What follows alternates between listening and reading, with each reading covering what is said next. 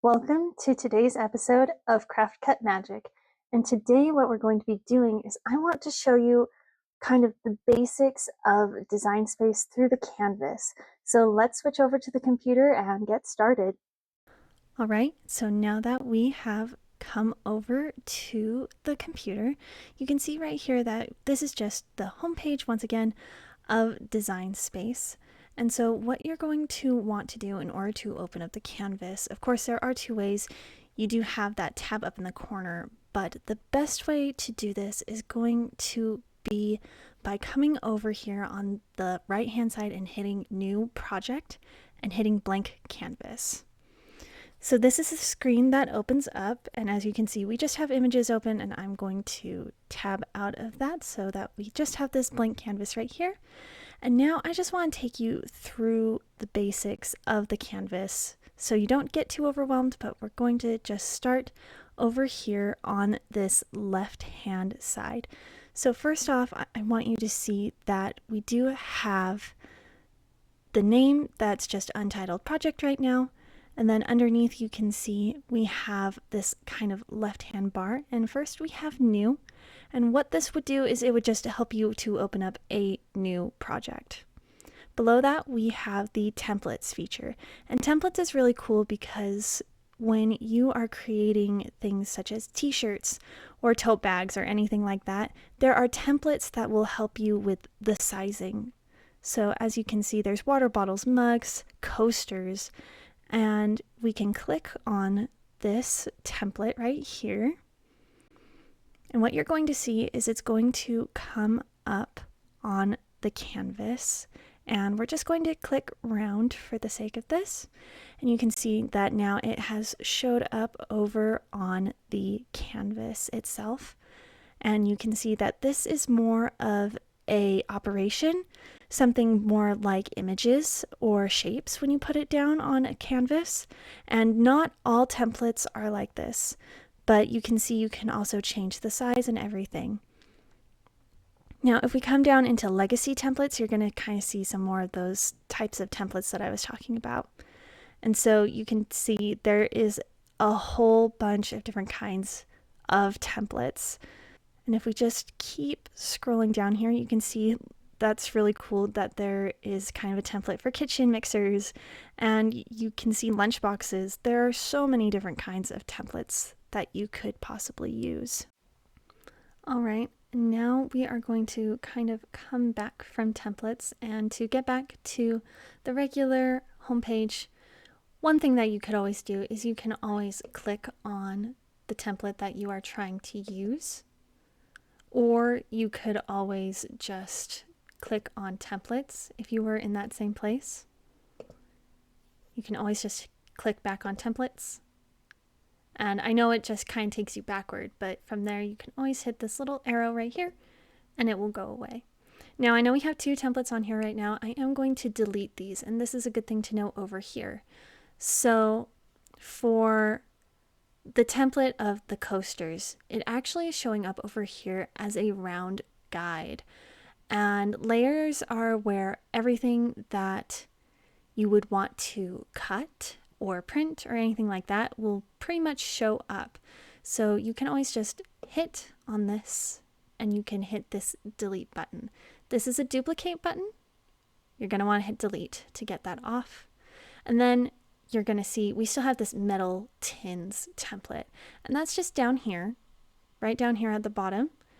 And what we're going to do here is we're just going to click on it, and we are going to see this little eye icon. We're just going to hit that, and that hid the template underneath. All right, so continuing onward with kind of our overview of the canvas, continuing on this left hand side, you're going to come across projects. Now, if we click on this, you're going to see a bunch of different kinds of projects. So if you had bookmarked anything on the home of Design Space prior, you could always come over to bookmarked, and any bookmarked projects would show up over here. If you wanted to open up one of your own projects that you've done in the past, you just hit My Stuff, and your project should come up right here. And now this is where it's going to start to get interesting, is when we come down to shapes, images, text, monogram. So shapes, this is where you're going to find all of your basic kinds of shapes. So circles, triangles, squares, we have rounded edged squares and rectangles. We have stars and hearts and octagons. If we come a little bit further down, you're going to see premium images, well, premium shapes that are included with Cricut Access. The nice thing about these shapes is that most of the time, if you would want, you could actually find these shapes and you could upload them. And this is kind of why I say sometimes you don't need Cricut Access, because while it's great to have these right here, you could also just upload your own different kinds of shapes for something that you really, really want and you don't feel constrained into Cricut Access or everything that Cricut has. Okay, underneath shapes, we have images.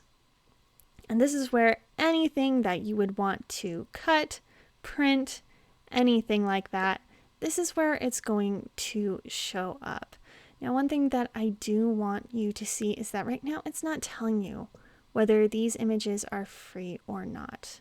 You can always search for an image that you would want.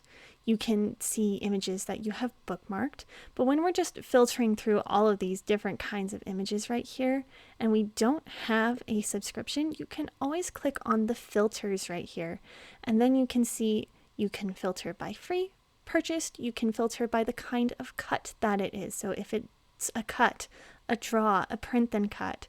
You can see which images are single layered only. You can see which images are editable, or you can see which ones are phrases. And so you can always hit free and purchased if you would like, and that will filter so you can see which kinds of images are free over here. And you can always just hit this little bar and scroll up and down to kind of see what you are working with. All right, and now moving on from images, you have text underneath. And this is just always going to pop up with a text box on your canvas area. And from here, you would just type in what you would want to put on a card or whatever your project may be for. And then you can see it shows up over here in the layers. Again, I'm going to go over layers a little more in depth here in a minute, but this is just kind of something good to see. So I'm just going to back out of that, and I just clicked in the blank space around it, and you can see it just deleted that text. Next, you have this monogram feature on the left-hand side. And so if you hit monogram, this is something that is specifically for Cricut Access users. So this isn't necessarily something that we can use currently because I, of course, don't have a Cricut Access subscription. But the nice thing is that if you do, you can see all the different kinds of monograms that you could possibly create. So you can change the kind of text that you would want. You can change how it would look. You can make it thematic. You can change it for special occasions such as graduations or birthdays or something like that. Teachers with the apples. You can change it for sports. You could use these for labeling bags and stuff like that. Now I'm just going to come up here and I am going to just click out of this. And you're going to find out very quickly if you ever hit outside of anything onto a blank portion of the canvas, more than likely whatever you have open is going to close.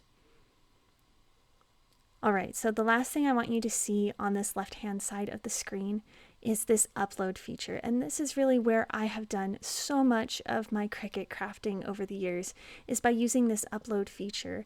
And this is where you can take any image that you may have, a JPEG, a PNG, any of these kinds of files, and you can upload it into your images, and you can use it for your projects. And I will be showing you how to upload in later videos.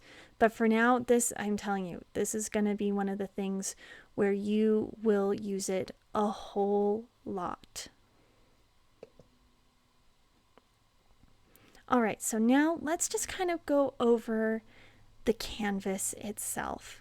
So if we were to bring over a random shape, such as a circle, let's say, or an oval, we could go with an oval, I guess. Maybe we'll do a heart. A heart is more fun. So you can see by clicking on this, it just showed up straight over here on the canvas. And a couple things you can see is that there is a box around this shape. And then there are the dimensions below it. If you hover over one of these boxes on the outline, you can click and drag. And what's nice is that this will scale it upward. And what that means is that you'll just make the image bigger. You can see the center of the image as well because of this little graph line right here telling you the center point of the image. Now I am just going to minimize the shapes on that side. Alright, so I want to show you all of these different features across this top bar right here. And the nice thing is that I don't want you to get too overwhelmed, so we're just going to kind of be going over it, and I want to give you a basic introduction to all of these features. The nice thing is that you don't have to know what everything does right now in full detail. The only thing that I want you to know is just kind of a general idea of where they are and what they might do. I am going to be going through these in greater detail as we go through projects, so I just want you to kind of get an idea of where things are. So first up here, we have the undo and the redo buttons. So if you were to move this image around on the canvas, if you are going to be changing size or color or anything like that, orientation mode, you can always undo an action, or you can redo an action, and you can see the differences on your canvas as those go. Now, one thing that I want you to notice is that while we were undoing and redoing, the image right here, well, the shape, got deselected. So all of these up here, they faded. And so what you want to do is you're just going to want to re-hit the shape that you are working with, and then all of these features light back up. So the next thing up here on this top bar is operation.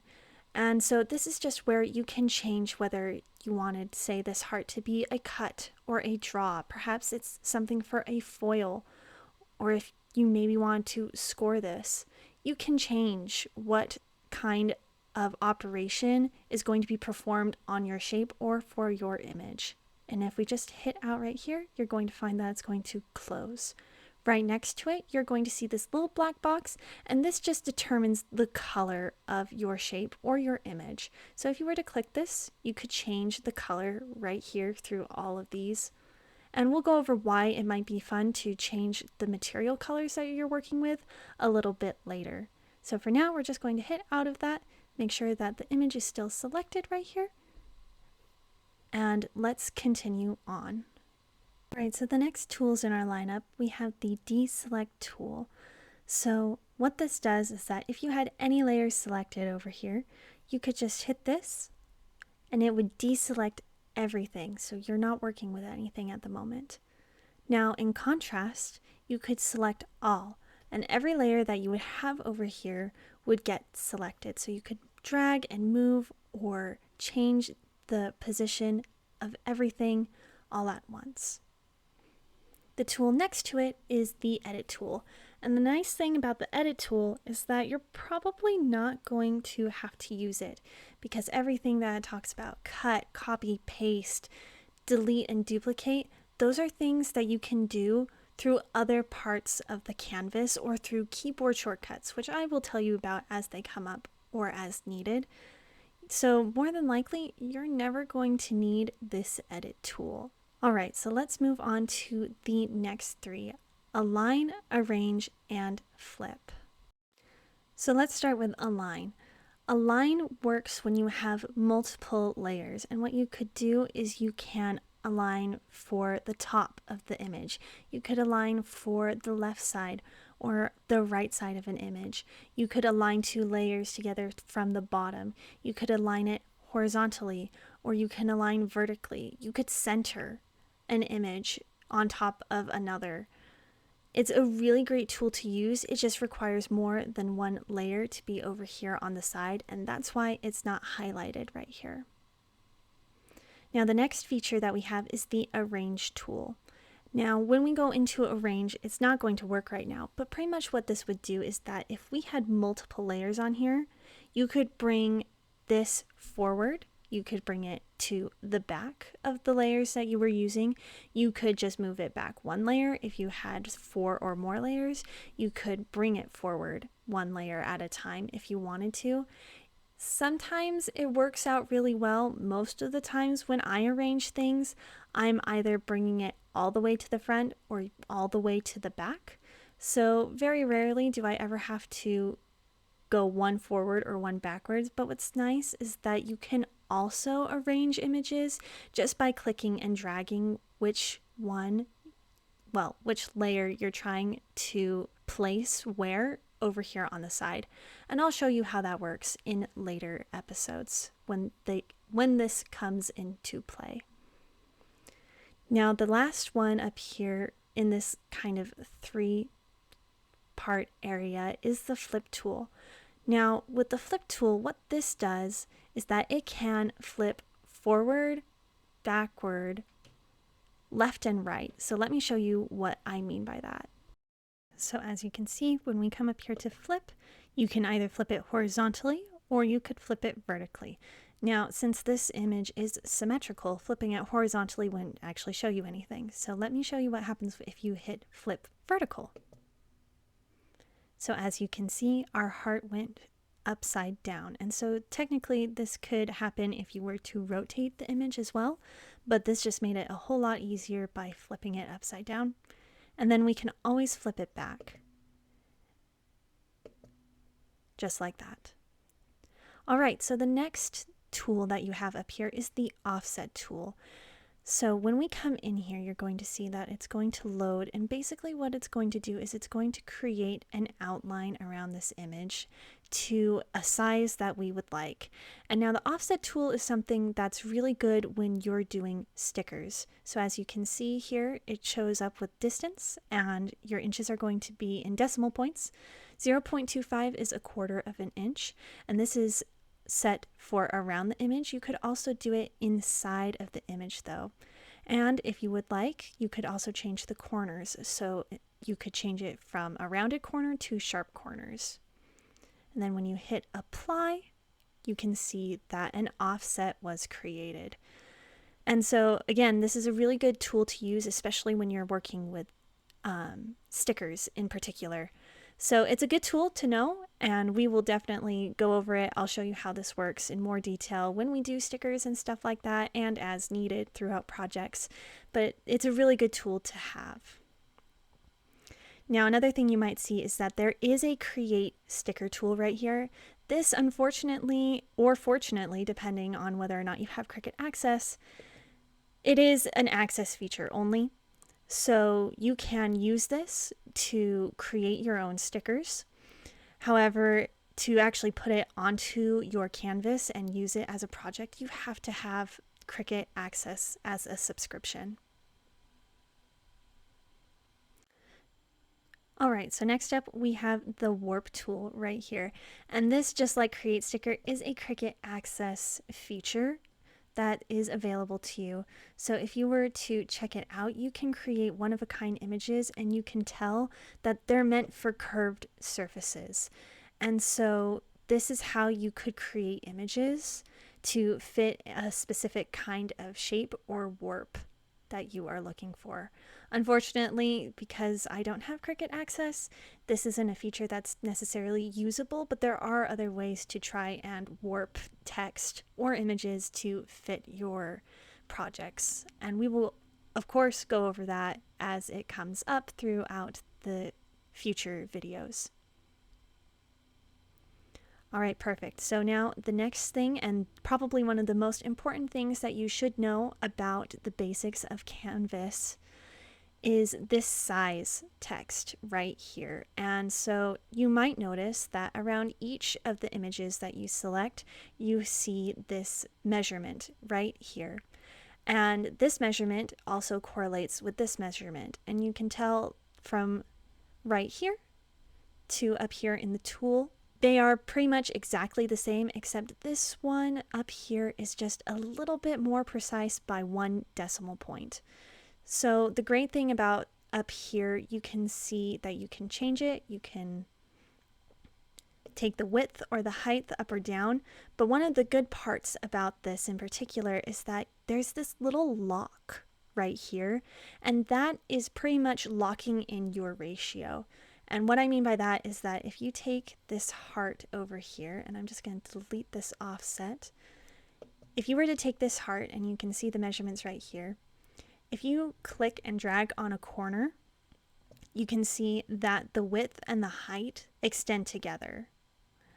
And so when you hit on the little lock proportions up here, that will make it so you can change the width or the height of an image just by themselves. So definitely always check and make sure that if you want lock proportions, that this little lock symbol is closed, just like this. If you want to be able to change the proportions individually between width and height, you're going to want to make sure that that lock is unlocked. All right, the next tool that we have is the rotate tool up here in the top. And pretty much what this does is it will rotate your image. So if you wanted to turn this sideways, let's say, you can put in 90 degrees and you can see that it turned this image so it is now on its side. You could change it so it could be 20 degrees, for example. So you can just kind of see how a project would look before you cut it out. And as we do projects, you're going to find that you'll understand what I mean at that point. But the thing about the rotate tool that I want you to know is that you can also rotate down here just on this outline as well. So I know you can see all 4 of these little tabs on the outside. If we hover, first off, you're going to see that we have the extension right here, and of course that is the sizing. But if we hover just a little bit further out, that symbol changes to a rotate. So if you were to click, now you can rotate your image around, just like you would if you were rotating up here in the corner. Now, this I would definitely recommend for precise rotations if you know the exact kind of way that you would like the image to be rotated. If you don't have a preference and you're just kind of trying to see how something works, definitely use this little symbol down here to rotate to what you think will look best. All right, moving on. There is more. So when we come into the more right here on this top, you're going to see that you can position your images, your shapes, everything like that in X and Y on the plane. Now, don't really worry about this right now. It's not something that's super important, but basically what this would do, you can see that the X is 7.5, and that is right here on your graph. So the X position is what takes care of this far left point. That is what this X position is telling you about.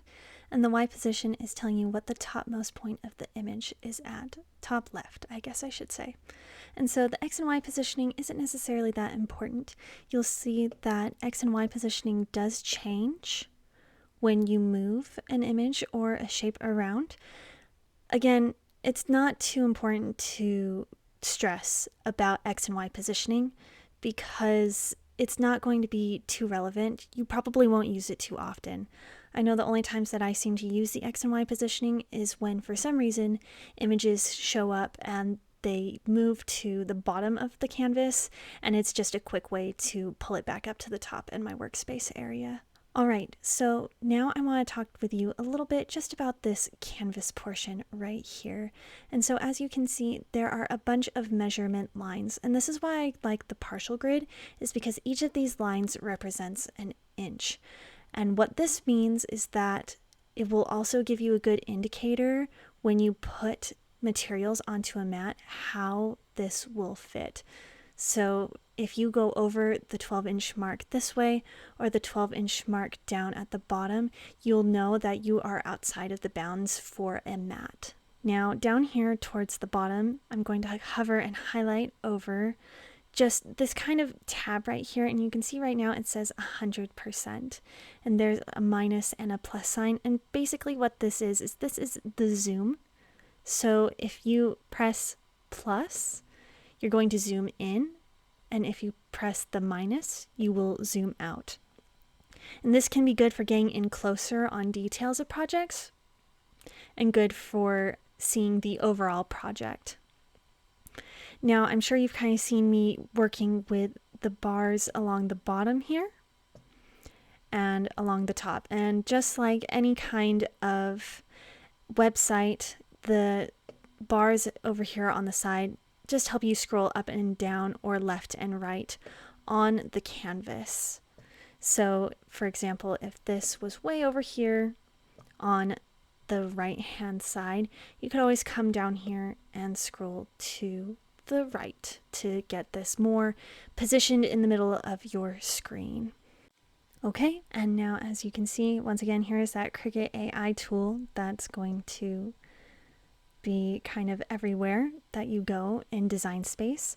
Now let's come over here to the right. So I want you to see that there's layers and then there's color sync. Now inside of layers here, you can see that there are 3 tools. You have the delete button, you have the duplicate button, and then this tool right here is the grouping tool. And this is what happens when you have multiple shapes or images or text on your canvas. So if we were to add in another image, let's just do a triangle. If we were to come over here and we were to click and drag to select both of them, you can see that that grouping tool did highlight, and this would just keep them together. And so you can see when I did click on the grouping tool, it made the layers into a group right here. And if you clicked on this little down arrow, it will show you everything that is in that group. And then from here, you could always just move this around, and grouping will really help you keep things together on multiple layered projects. Now, once you do hit grouping, you can see that now that group tool became an ungroup tool. So you can always hit that, and then you will have the individual layers once again. Duplicate is as you would expect, it duplicates the layer. So you could have more than one of the same kind of image.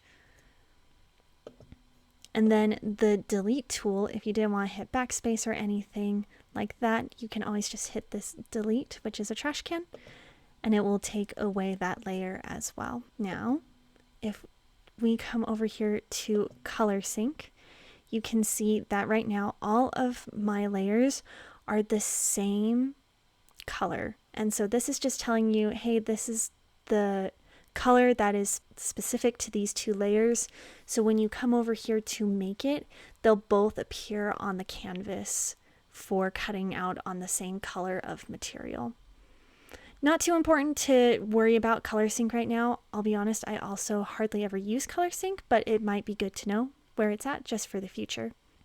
All right, also down here we have blank canvas. And if you remember, this is where we were kind of seeing a few of those templates show up. So when you hit on the blank canvas, you're going to see that this bar up here changed, and nothing can really be selected except for color. And this is how you could change the color of your canvas to something different. And so moving on, we're going to move down here to these 4 tools. And here, let me just highlight. And the way that you can select multiple layers is you just click and drag on the canvas, and that's how I can do that fun little trick right there. And so now you can see with multiple layers selected, all of these tools light up. Well, Most of them, not the contour. And there's a reason for that, and I'll tell you why in a minute. But first off, the tool that we have here is Slice. And so when we hover over it, you can see that it kind of gives you a description of what the tool is and how it works. And as you can see, it says it splits two overlapping images or text into separate parts, creating a third object or shape. So this is really good for creating unique kinds of shapes and designs. And we will use the slicing tool quite a bit. Now, the next tool is Combine, and this has quite a few parts to it. We have Weld, Unite, Subtract, Intersect, and Exclude. And as you can see, when we hover over them, it gives you a description of each. So you can see Weld merges two or more separate shapes into a new single shape, and it can't be undone. Well, it can be undone when you come up here and you hit the undo button, but it's just saying that unlike with Unite, where you can combine two or more images and objects together, this one shouldn't be able to be undone like you could with Unite by hitting Subtract. Now, Subtract removes the bottom object or layer of a selected group. The Intersect tool creates a new editable object from the overlapping areas of two or more selected objects. And then you have Exclude, which creates a new editable object from non-overlapping areas. So 3 of these tools I don't use very often. The tool that I use the most is definitely Weld and Unite in this area. Now next we have Attach, and Attach is going to be another one of those tools that we really like to use, especially when it comes to card making. This is going to be a good tool to help keep text where you want it on paper. And so as you can see, when we hover over it, it says it keeps objects in place so your design cuts exactly the way it is arranged on the canvas. And so again, like I said, really good for cards when you want text to be in a specific place. Then we have Flatten, and this merges layers together into one single image, one single layer. So if we were to look at this, you can see that you can flatten, and it just merges it into one layer. You can unflatten it as well so that it's easier to work with.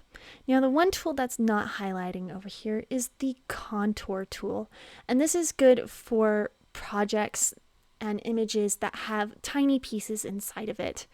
And so as you can see, when we hover, it does still give you the description, and it says it hides or unhides cut lines in a selected layer. And so this is a tool that I didn't use for the longest time, and now it's probably one of my greatest friends on the canvas. So definitely good idea to know where that is as well. All right, so we're almost through. I just want to go over this top area with you real quick. So first you're going to see the name of the project, and most of the time this will say Untitled Project until you come over here and you save it. But you can see right next to it, there is a little down arrow, and this is what's going to give you all of the information, just kind of like how you were seeing with projects on the homepage of Design Space. When you were to click into projects that aren't your own, you would see all of this kind of information, and you can always edit project details as well. Now, if we come over here and we continue to the right, you see that here is the save button. So this is where you will save, and every time that you save, it will tell you to name your project. And then you could always save as if you want to save it as a different project to keep the original as is. Next, you have My Stuff right here, which is just another way to access all of your projects. And then this is technically supposed to be the name of your machine. So definitely make sure that it is set for your Cricut machine and change it to whatever machine that you have. And then the final thing right here is this green Make button. And this is what you're going to press when you are ready to start cutting out your projects. And that is definitely a good thing to know where it's at. And it's definitely going to be one of the most important things that you use on the canvas. All right, so that does it for this tour around Design Space Canvas. Hopefully I didn't overwhelm you with too much information. Again, most everything that we went over today, well, really everything at some point or another will be gone over again as we go through projects in the future. So be on the lookout for those videos. In the next episode, we're going to start with a simple project, and then we're going to start learning how to cut out these projects with our Cricut machine. So until then, I'll see you later. Thanks for watching.